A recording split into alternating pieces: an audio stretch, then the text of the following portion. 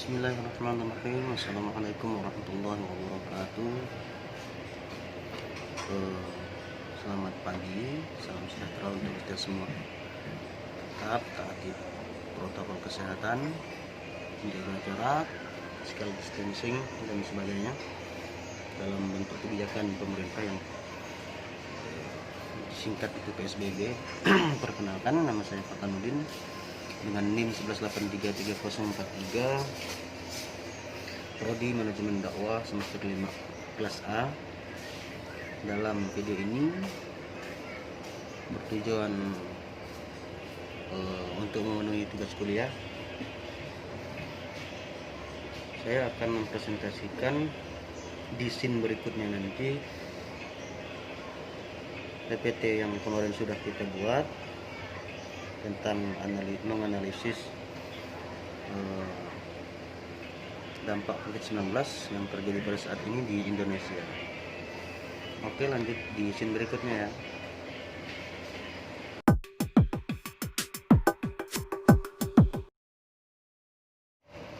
Beberapa waktu terakhir dunia dihebohkan dengan kasus pandemi COVID-19.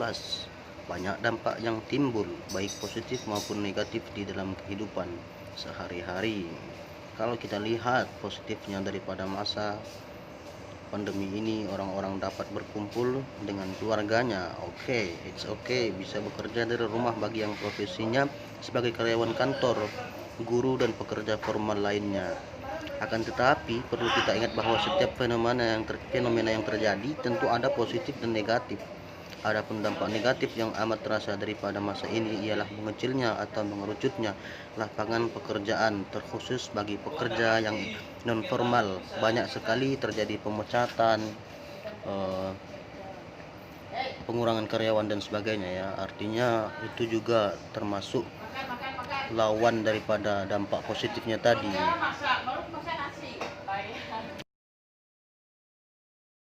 Tahun 2020 ini menjadi tahun yang sangat kelam dikarenakan adanya virus baru yang menyerang bagian penting dari organ tubuh manusia. Ia tidak hanya menyerang namun juga mematikan ratusan ribu manusia. Telah terjangkit sengatannya, puluhan ribu jiwa telah ditewaskannya, ratusan negara telah menikmati keganasannya. Penularan dan penyebarannya sangat cepat. Nilai-nilai kearifan budaya global dan lokal yang dibangun oleh manusia menjadi kadaluarsa karena COVID-19 ini. Para pemimpin negara gonjang-ganjing dituntut berpikir ekstra menyelamatkan rakyatnya. Para tenaga medis pun mengalami kelelahan, bahkan menjadi korban paparan virus ini. Para pemimpin spiritual keagamaan juga telah melakukan berbagai devosi untuk mengakhiri wabah ini. Solidaritas dan kerjasama global, nasional, lokal, hingga tiap individu sangat dibutuhkan untuk memutus mata rantai keberingasan COVID-19 ini. Oke, di scene ini bisa dilihat ya, COVID-19 di Indonesia kasusnya yang kita dapat data dari Kementerian Kesehatan, Kemenkes, pada 1 April 2020 itu meningkat jumlah pasien positif COVID-19 di Indonesia menjadi 1.677 orang. Hal ini tentu sangat berdampak pada kondisi sosial ekonomi masyarakat.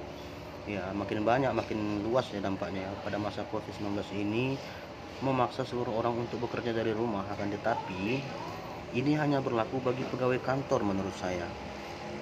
Karena sedangkan bagi buruh pekerja kasar atau non akademis tentunya ya, yang ibaratnya kuli bangunan dan sebagainya, tentu tidak akan bisa bekerja jika tanpa keluar rumah gitu.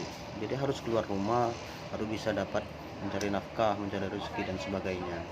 Ini yang dalam analisis kita bersama tentunya setuju bahwa selain daripada pegawai-pegawai kantor, orang yang akademisi dalam hal basic pekerjaannya, tentu saja yang selain itu mengalami dampak negatifnya ya dari COVID-19 ini dalam hal mencari nafkah, ekonomi, rezeki dan sebagainya. Bahkan IMF International Monetary Fund telah memproyeksikan bahwa ekonomi global tumbuh minus di angka 3%. Lalu bagaimana dengan Indonesia? Seberapa besar pengaruh COVID-19 terhadap perekonomian Indonesia? Akibat kasus corona ini, pemerintah Indonesia mulai melakukan berbagai kebijakan seperti mengeluarkan himbauan PSBB ya, memberlakukan pembatasan wilayah, membangun RS khusus penanganan COVID-19 dan lain-lain. Dengan adanya kebijakan pemerintah ini serta situasi semakin genting, tentunya memberikan dampak bagi masyarakat, baik masyarakat menengah ke bawah maupun sampai ke atas. Kota-kota besar seperti Jabodetabek itu mendominasi angka penularan yang sangat cepat karena memang sangat-sangat rentan ya virus ini dalam keramaian dan sebagainya.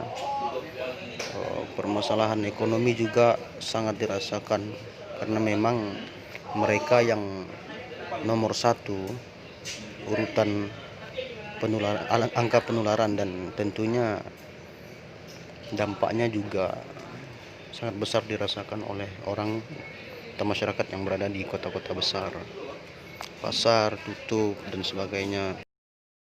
Selain daripada masalah ekonomi, dampak negatif dari COVID-19 ini, ternyata dampak negatif juga berimbas kepada sosial masyarakat. Artinya dapat kita ketahui sendiri dengan aturan-aturan dan kebijakan yang sudah dikeluarkan pemerintah terkait dengan COVID-19, yaitu PSBB kan. Semua orang kemudian dibuat menjadi acuh terhadap tetangga, terhadap masyarakat yang lainnya, karena fungsi sosial itu tidak bisa menjadi efektif lagi, tidak bisa difungsikan.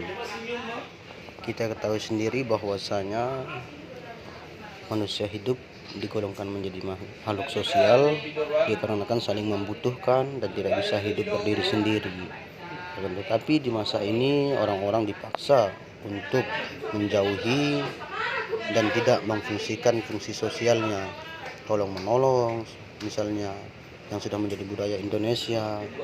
Melihat tetangga yang kesusahan atau sakit dan sebagainya, menjenguk pun kemudian menjadi enggan dikarenakan aturan dan juga dalam kaidah melestarikan, memelihara kesehatan juga itu terasa canggung sehingga fungsi sosial tidak efektif.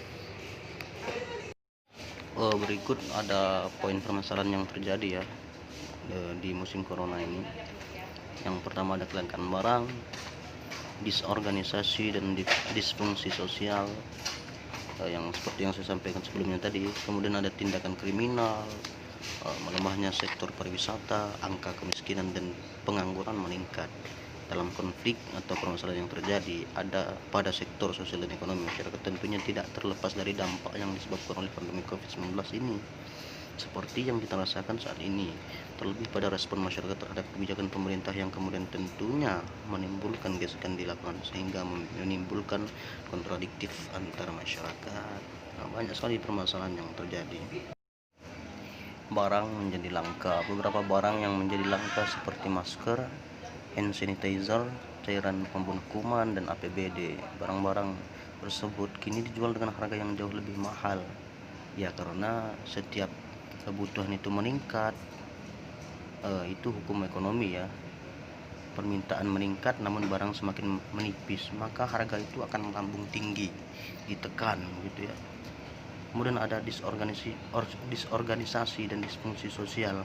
Ada yang demam sikit-sikit, demam biasa atau sakit apa ya zaman sekarang karena ketakutan dengan kecemasan masyarakat itu, kemudian disorganisasi ya, artinya dari populasi, dari kelompoknya, masyarakat, tetangga dan sebagainya itu dikucilkan gitu. Apalagi yang udah positif COVID-19 kemudian meskipun sembuh, tentu orang-orang pada waspada gitu, was-was.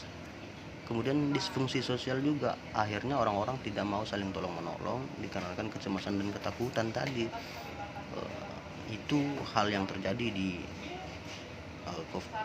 dampak negatif COVID-19. Kemudian ada juga tindakan kriminal ya. Tindakan kriminal menurut analisis saya tentunya lebih kepada disebabkan oleh ekonomi yang anjlok dan susahnya mencari pekerjaan.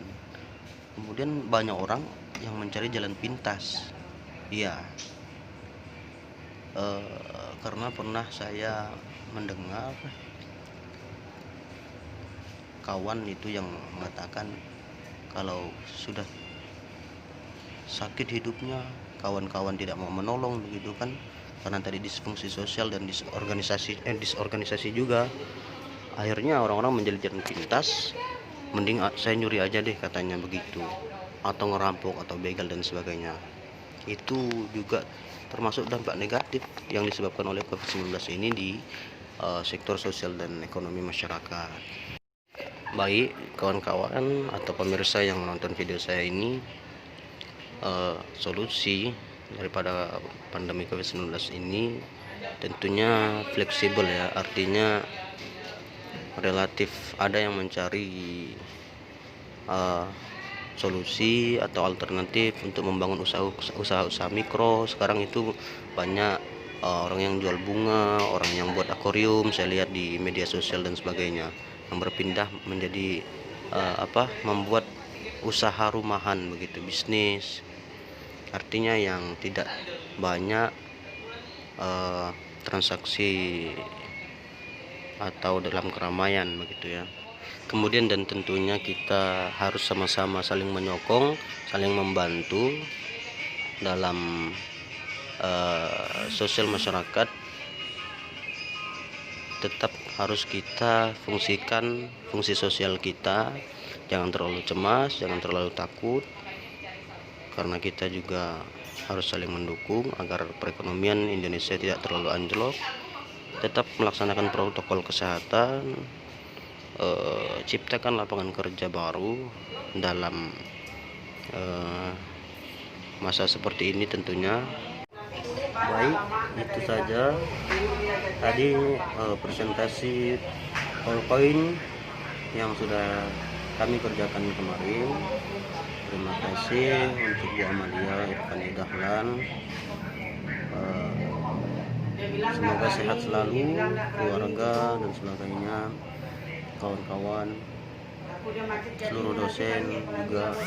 Terima kasih saya ucapkan. Allahumma waffiq ila aqwamit thoriq. Wassalamualaikum warahmatullahi wabarakatuh. Selamat pagi ya, salam sejahtera untuk kita semua.